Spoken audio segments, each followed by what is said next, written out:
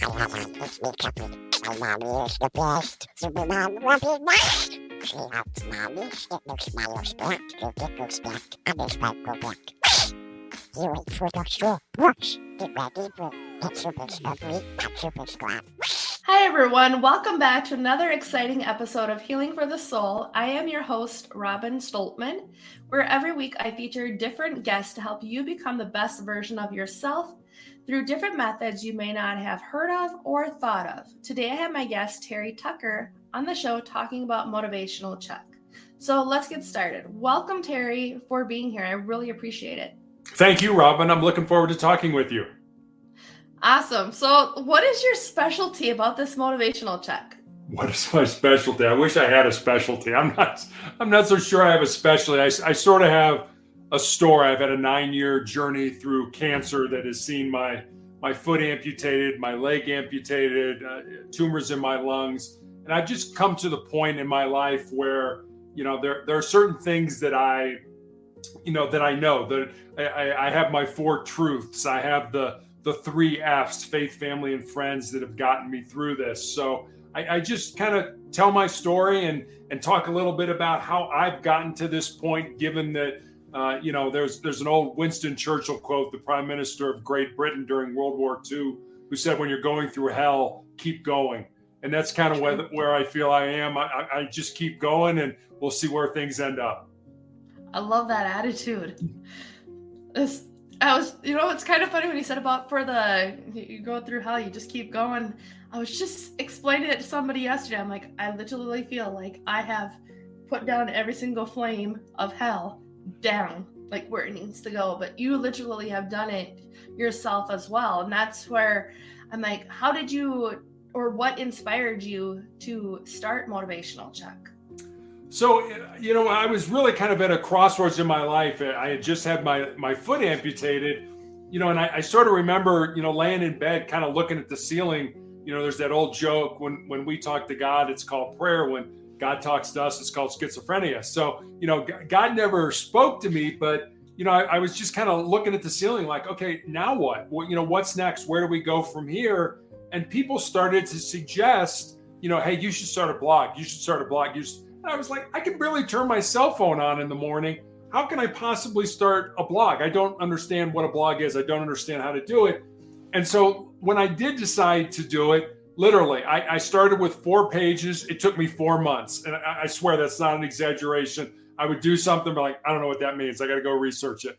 I'm sure my 25-year-old daughter could have done it in 15 minutes. But, for me, it was the process of going through it. And so Motivational Check is just, I put up a thought for the day, every day, with a little question, kind of, here's this thought, for your perspective, here's something to think about regarding that thought.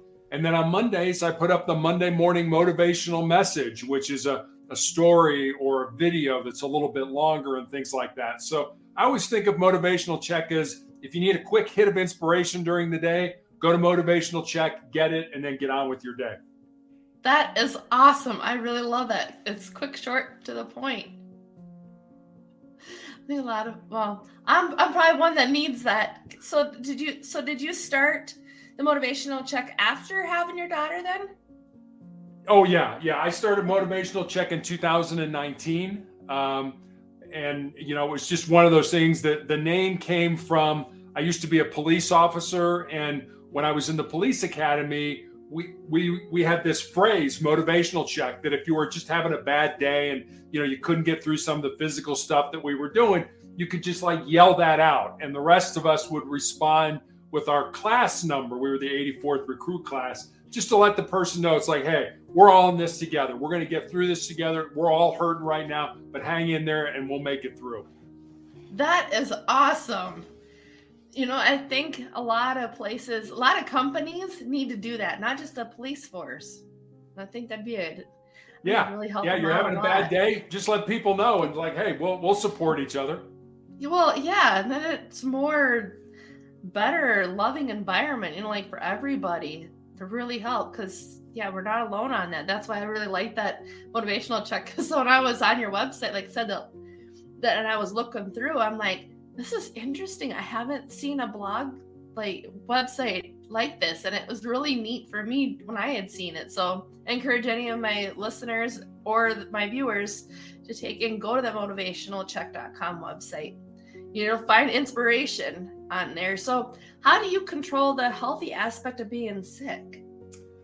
So there are several ways. I talk about my 4 truths, and these are things that really, over these last 9 years that I've been going through this cancer battle, that I've come to know. They're part of my soul, for lack of a better word. I kind of consider them the bedrock of my soul. They're a good place to build your life on. And I'll give them to you. They're just one sentence, and I have them on a Post-it note that I have here on my desk that I see multiple times every day. And the first one is, you need to control your mind, or your mind will control you. I remember back when I was 15 years old, I had knee surgery, and I was a pretty good basketball player. You can't tell this from looking at me, but I'm 6'8" tall, and I played college basketball.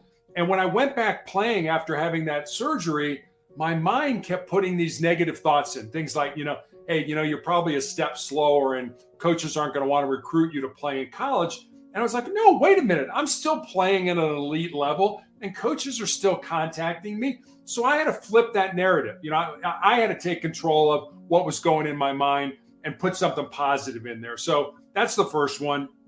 The second one is, we need to embrace the pain and the difficulty that we all experience in life, and use that pain and difficulty to make us stronger and more determined individuals. We're all going to experience pain in our lives. And it doesn't have to be like mine, cancer pain or a chronic illness. You could flunk a test at school, or break up with your boyfriend or your girlfriend, or not get the promotion at work that you think you deserve. Pain is inevitable. Suffering, on the other hand, suffering's optional. Suffering's what you do with that pain. Do you use it to make you a stronger person, or do you wallow in it, want to feel sorry for yourself and let other people feel sorry for you? And that totally is a choice. And it's totally your choice on how you want to deal with that. But you're looking at me right now. There's no S on my chest. I don't wear a cape. I'm a human being. Mm-hmm. I have bad days. There are days I cry. There are days I get down. There are days I feel sorry for myself. I just don't let myself stay in that position. I just keep trying to move forward regardless of how bad I feel. So that's the second one. The third one is more of a legacy truth, for lack of a better term.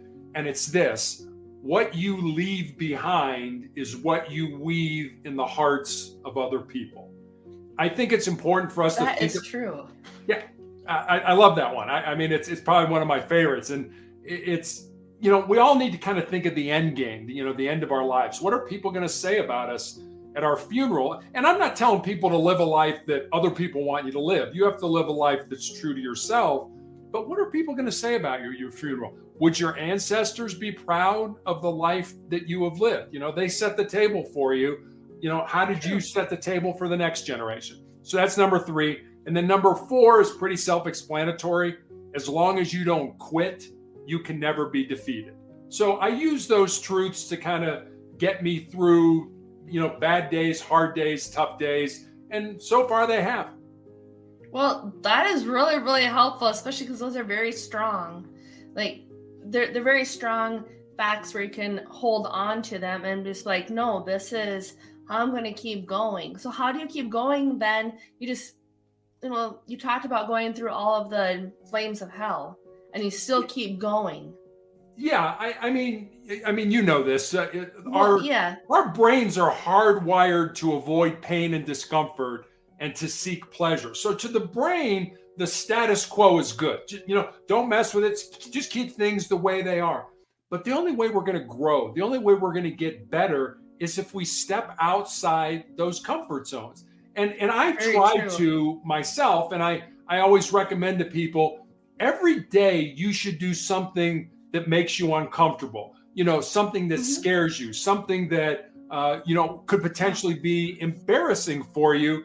Because in that regard, you're going to learn that you have certain strengths that you didn't have before. And then when the big stuff comes up, you're going to be like, hey, I handled this, and I handled this, and I handled this.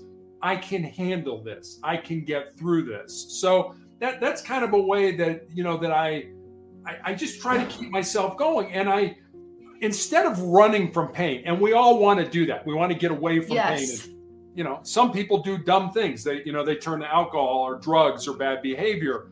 What I'm saying is do the opposite.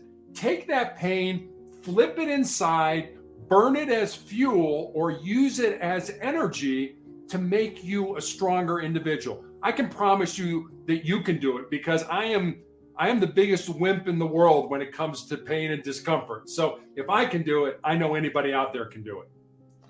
I wouldn't know about the wimp part, but I would know, like, everything you're saying is very, very, very true. There's so many people that turn to these different ways is more harmful. And it's like, how do you not do that? And that's actually, like, I get that question a lot myself with my own things that I've gone through. And it's really, really everything you've been saying, for being able to come down to those 4 pillars of the strengths of, you control your mind or it'll control you. And that's like the biggest thing I tell everybody. I'm like, you have to be able to control it. And they're like, well, you can't. Well, you can control your emotions, like what you've been saying. Yeah. And I think that's huge. So then what have you found, like, the best first come up with the first pillar? Like, what point for you? Could you say that one more time? You kind of cut out on me.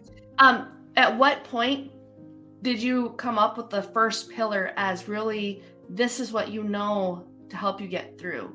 I think I learned that first one kind of at an early age when I talked about experiencing knee surgery. I actually had 3 knee surgeries in high school, I learned that, your brain will attack you, if you want to do anything outside the status quo. But then I also realized the only way I was going to grow was to get outside, that comfort zone and to do things that were difficult. And, especially with basketball, there are certain skills when you first start them. It's like, man, I'm terrible at this. Well, life makes it very easy for us to quit, to give up.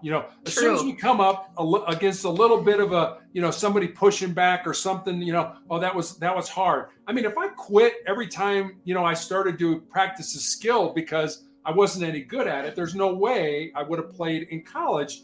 And I think that applies to any skill whatsoever. There was a basketball coach at the University of Indiana many years ago by the name of Bobby Knight, very famous man. And he used to talk about that mental was to physical as 4 is to 1. And, here's this guy who's basically teaching athletes to use their bodies. But what he's really saying is, all this body stuff, great. But your mind is 4 times more important to your success on the basketball court as your body is. And so if you can't control your mind, if you can't deal with defeat, if you can't deal with, all the stressors that go along with whatever we're doing, and this doesn't just apply to basketball, it can apply to anything you do in life, then there's absolutely no way you're going to be successful at it. And so, I always tell people, especially when it comes to pain, my pain is going to end someday. It may end through medication. It may end through surgery. Quite frankly, it may end when I die. But if I quit, if I give up, if I give in to pain, then pain will always be a part of my life. You're making me think about my own life. With a lot of the pain. I really, really appreciate this. This is speaking to me. I know it's for everybody else, but I'm like, this is really speaking to me on a lot of things that I'm currently going through and that I have gone through. And it's like, I love this. This is very, very exciting. So what tips do you have that would help our audience really take charge of their health? I think, first of all, you've got to be responsible for your own health and well-being. And I am the kind of person that I just didn't, but I know people who've done this. I just don't turn my physical being over to a doctor and say, okay, I got cancer. I'm going to do whatever you say. And I mean, I'm sure my doctor at times wants to beat me over the head with a 2x4 for, asking, why are we doing this, or what's next, or where are we going from here? But I want my life to be based on the decisions that I made, not the ones that I didn't or the ones that other people made for me. So, So I ask a lot of questions. I try to be an informed patient. And there have been some times where, like it was suggested early on, that I try vitamin C therapy, high dose vitamin C therapy. And so I have access to a oncology pharmacist. And I went to her and I said, hey, I want to do this. What do you think? And she's like, well, let me get back to you. Let me do some research. And she came back and she said, you can do this, but all it's going to do is counteract the drugs that we're giving you. So it doesn't make a lot of sense. It's like, okay, that's science behind that. I get it.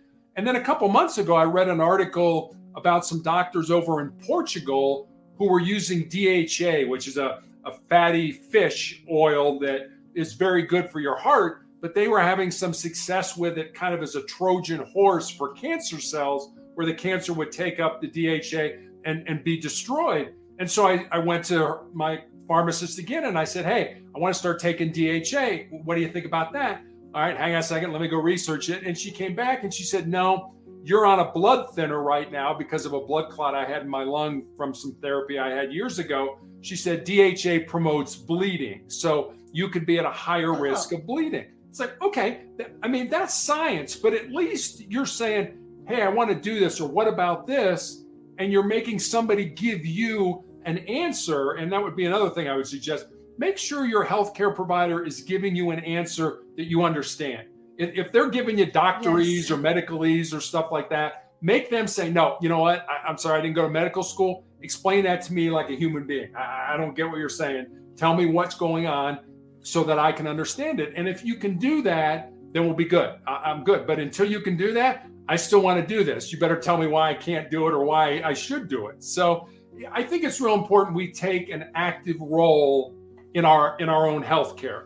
And the other thing I guess I would say are there's kind of two stories here.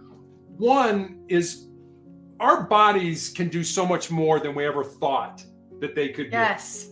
And a ton more. And I remember a story that I had read about a research project that a professor had done at Johns Hopkins University back in the 1950s. And it was a very simple experiment. He took rats and he put them in a tank of water that was over their head. And he wanted to see how long the rats could tread water.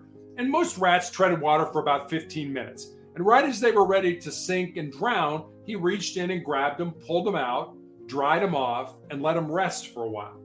And then he took them and put them back in that exact same tank of water. And the second time around, those rats treaded water for 60 hours. Think about that. 15 minutes. That's all I can do the first time. Oh, I'm tired. I can't go. I'm going to drown. 60 hours the second time, which told me two things.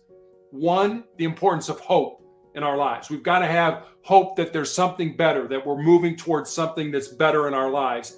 And two, just how much more our physical bodies can handle. And I have a friend who's a former Navy SEAL, some of the toughest men, I think, in the world in the Navy. And they have what they call their 40% rule, which kind of dovetails with this story. And all that is if you don't think you could do swim another lap or run another step or do another push-up, you're only at 40% of your maximum. And you still have another 60% left to give to yourself. So whenever your audience thinks, hey, you know what, I'm at the end of my rope, you're not at the end of your rope. You have so much more left to give to yourself.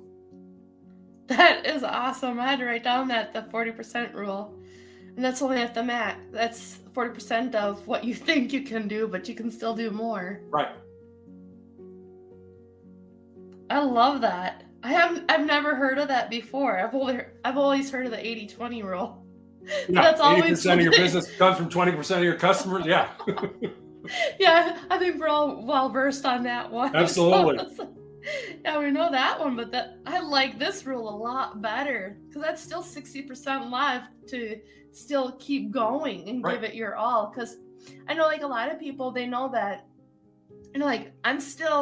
I also consider myself new in the business because it's I'm going my 4th year in business. Okay. And so there's days that I'm just I literally feel, I was telling a person this earlier, that I literally feel like I am throwing spaghetti noodles on my wall, on my cupboard in this case. And I'm just hoping that something sticks, but I'm still doing it. And then I'm questioning, why am I still doing this? And it's like, there's days I just want to give up, but I like this. I still got the 60% there who says, keep going no matter what. I really love that a lot. So yeah, then it's great. I mean, it really, if you realize that and you think about that, and like I said, there's no S on my chest. I don't have a cape on. I have bad days. And when I have those bad days, I remember those two stories. It's like, no, get up. You have so much more left to give to yourself. So, maybe that's a story that other people can hear. And when they get down, when they get depressed, when they don't think they can move forward, just remember those stories. I mean, they're true stories. I mean, it's not like, it's a fairy tale. It actually, the Navy SEALs are some of the toughest men in the world. And, they get to a point where I don't think we can go on. Well, yeah, you can. You just got to push yourself past that level of discomfort. It's kind of like when you're running, and I mean, I don't have a leg anymore. So, I mean, I don't run very much anymore. True. But, when you would run, it would be hard. It would be hard. And you'd kind of hit a wall. But if you kept running, eventually you would start to feel better. You'd kind of pass through that difficult time, and that now you're in the groove, you're in the mood, and you're moving forward, and you're feeling a whole lot better. So it's that same kind of principle. Even when you're feeling lousy, just keep going forward. And I always tell people, we talk about winning the day. When one of the other therapies I was on was a drug called interferon for my cancer. And I took a weekly interferon injection for almost 5 years. Oh, and wow. Every week, the side effects of those interferon injections where I had severe flu-like symptoms. So imagine having the flu every week for 5 years. And during that time, there were days I prayed to die. I literally prayed to God. It's like, please kill me. Please let me come home right now because I'm just done with this. But, I talked about winning the day. Sometimes winning the day was just getting from the bed to the couch. That's all I could do. But you know what? That was winning the day. And I felt good about that. So, tomorrow when I have, whatever I have to do, I have to go to therapy, I have to go for treatment. You know what? I'm going to win that day. I'm going to, I did it yesterday. I can do it today. I did it today. I can do it tomorrow. You just got to keep moving forward. Trying to not cry. Don't cry. No, this is good. No, it's... There's so many times that we're hard on ourselves. Like we're always our own worst enemy. Just gonna say it because I know I'm not the only person. When you're talking about like the couch, like getting from where you are to the couch, even just celebrating that small win, reminded me I've had to learn how to walk twice in my life, other than the first time when I was first born. Right. But it's like I never even stopped and thought about all of the small wins that I have every day. Yeah, I mean, think about this big. Think about if you want to improve in something, whatever it is. We look at, say, we'll go back to the 80-20 rule for business. Say you want to be a better salesperson. Well, that is a huge goal to accomplish. But what if you broke that down and said, I'm going to get 1% better every day? 1% better every day. At the end of 30 days, you're 30% better. At the end of 2 months, you're 60% better than when you started. And it's much easier to get 1% better every day as a salesperson than it is to say, I got to get better at sales. I mean, that's just so large and so big, you can't wrap your, it's like kind of the old joke, how do you eat an elephant? One bite at a time. You've got to shrink it down to something we can all handle. Just get 1% better every day and think how much better you're going to be at the end of the month. You're making me think so much. I love this. Man, how does your wife deal with you?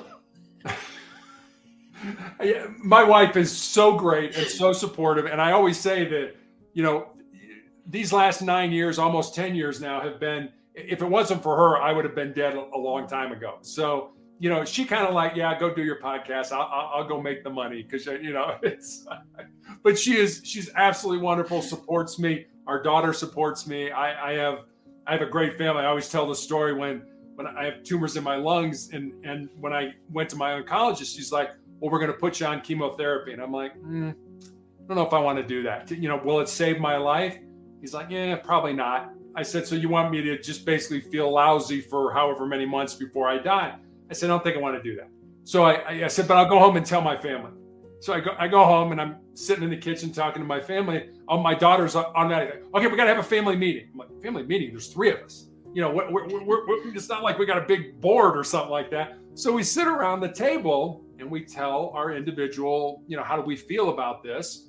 And then my daughter's like, all right, let's take a vote. How many people want dad to have chemotherapy? And my wife and my daughter raised their hand. I'm like, wait a minute, am I getting outvoted here? From my family. But I remembered, again, a story from the police academy when our defensive tactics instructor used to have us bring a photograph of the people we loved the most to class. And we were to look at that photograph as we were learning different techniques to defend ourselves, to save our lives. Because he reasoned, you'll fight harder for the people you love than you'll fight for yourself. So that is true. It is. I took chemotherapy because I loved my family more than I love myself. And I'm glad I did, because I'm still here. That's true. I'm glad that you're still here. Thank you. And now I like that reason why to have a picture. Like they always talk about like the why makes you cry. Yeah, I like your version of the why a lot better. Good. I'm just saying, because that really shifted my perspective of like, yes, I will die for my kids. I don't care. I would do anything for them, because we will. That's right. Actually why I started my business, was after having kids. I never started it beforehand. Right. It's actually for them. So no, I love that. So you learned a lot in that, it's like the police academy taught you a lot. Obviously, we know this, but that really seems like that's what gave you the strength through all of this too, when you were trying to find that hope to keep going. I think that, yes, like it helped the aspects. It certainly did. And I credit a lot of what I believe or where I am to the years I played team sports. I started when I was 9 and played all the way up through college. And one thing that team sports taught me was to be part of something bigger than yourself. And, you knew as part of a team that if you didn't do your job, not only were you letting yourself down, but you were letting, your teammates down, your coaches down, your fans down, your parents down.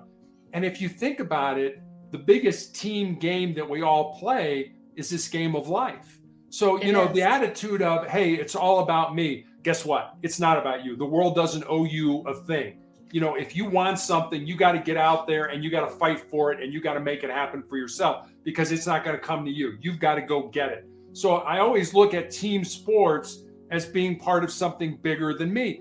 And I'm on a clinical trial drug now for the tumors in my lungs that more than likely is not going to save my life.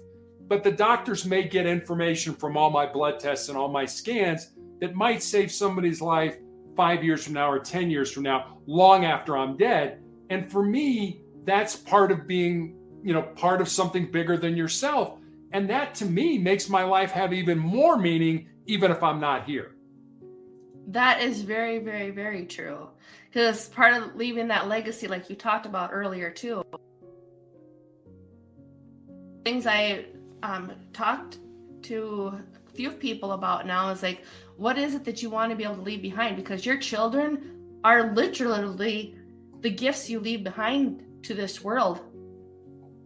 And like what you teach them, you're teaching to other people about how you lived your life.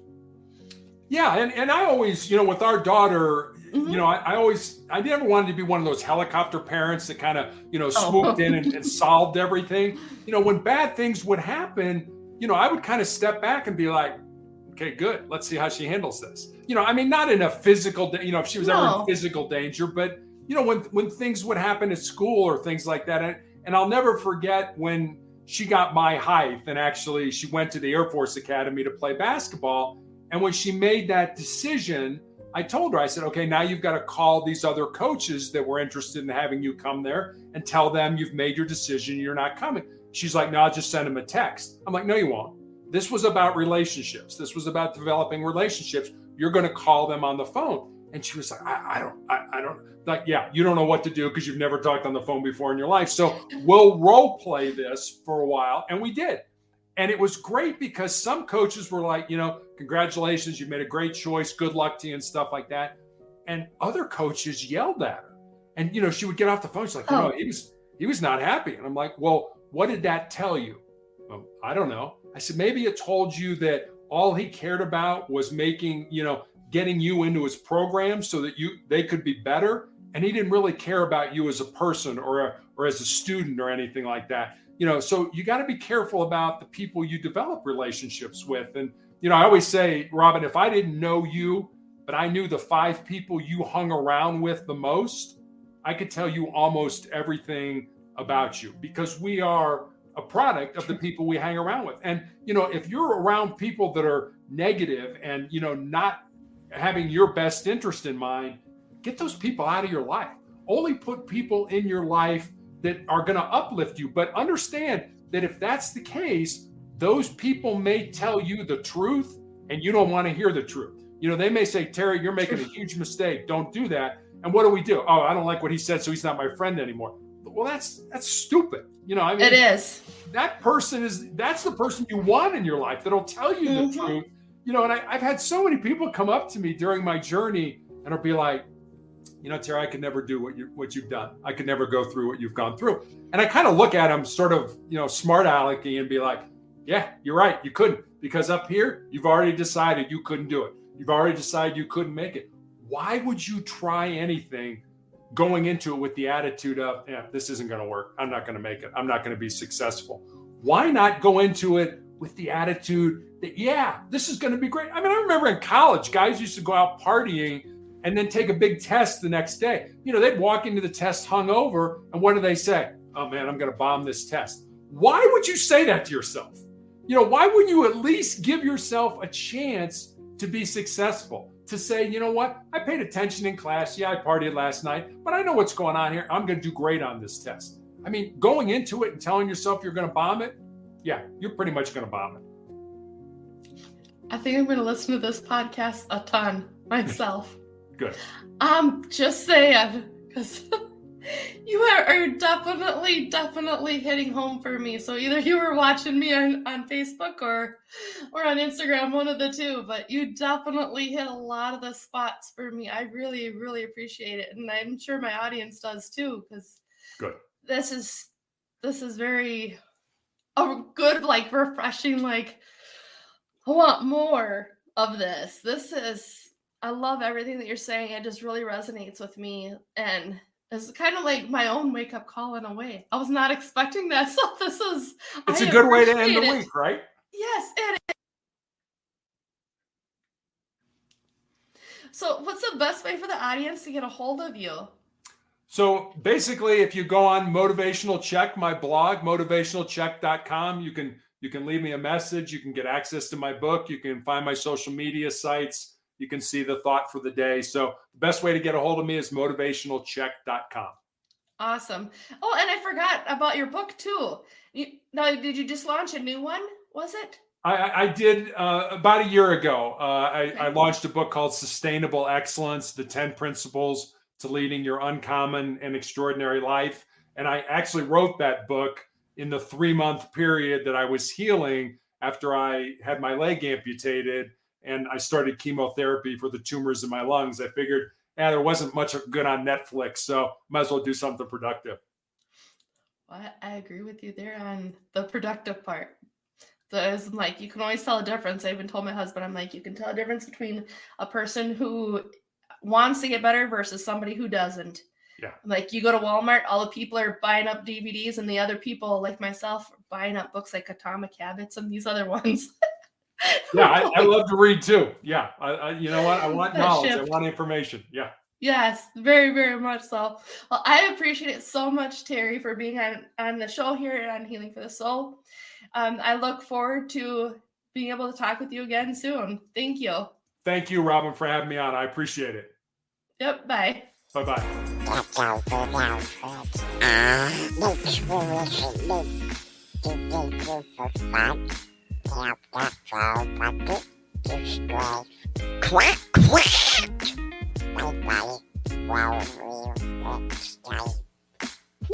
you got it.